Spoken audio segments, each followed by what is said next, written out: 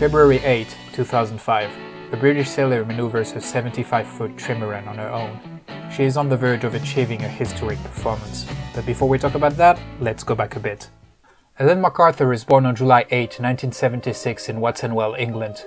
Born far from the sea, she got on a boat for the first time at 4 years old. The extraordinary feeling of freedom changes her forever. She starts saving her lunch money at 6 years of age. She eats the same cheap meal every day, mashed potatoes and baked beans for 8 pence, so she can make her dream come true. After 8 years, the young teenager buys her first boat. She leaves her native Derbyshire at 17 and sails around the UK solo. She becomes famous all over the world in 2001 by taking part in the Vendée Globe, the Everest of the sea at only 24 years old. She finishes second, between Michel Desjoyaux and Roland Jourdain, two legendary sailors.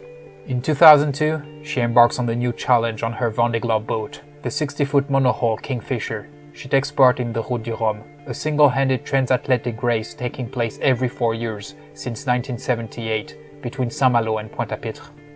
The weather during the 2002 edition is treacherous.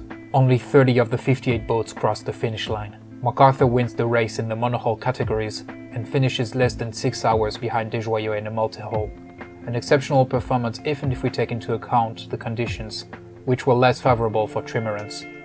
If MacArthur has made a name for herself in the Kingfisher monohull, she will build her legend on her new B&Q Castorama trimaran. The sailor explains well the dangerousness of this so-called Ferrari of the seas. 5 seconds is all it took from everything being fine to our world going black as the windows were thrust underwater. To see how far below those guys the sea is. Imagine that, alone, in the Southern Ocean, plunged into icy water thousands of miles away from land. Her new 75-foot boat was designed to break records. First target, the single-handed crossing of the North Atlantic. She is on pace with Laurent Bourgnon's record, but finishes a mere 75 minutes shy from the record. Far from being disheartened, she embarks on one of the most epic challenges in the world of sailing, the single-handed around-the-world record. While her boat has been designed to beat Michel Desjoyaux's record of 93 days, Francis Royon obliterated it by more than 20 days, a few months before MacArthur's attempt. The British prodigy leaves the Bay of Biscay on November 18, 2004 aboard her trimaran.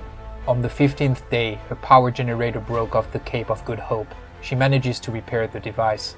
She's almost 4 days ahead of the record when she passes the Cape Horn. Exhausted after 46 days of sailing, she has not lost her good spirit, however.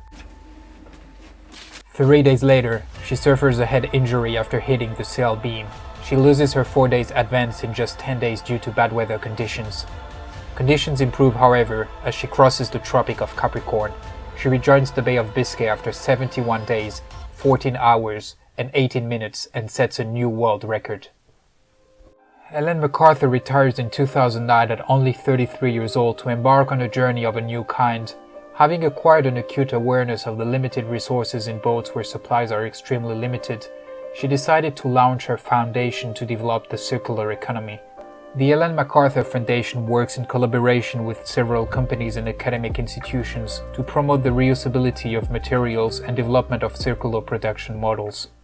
Ellen MacArthur made her childhood dreams come true, inspiring millions in the process. Not content to draw into her resources to break records, she has since then strived to preserve those we all share. Thank you very much for watching. If you enjoyed this video, please don't forget to leave a like, subscribe, hit the bell, and tell us in the comments which sports you would like to see next.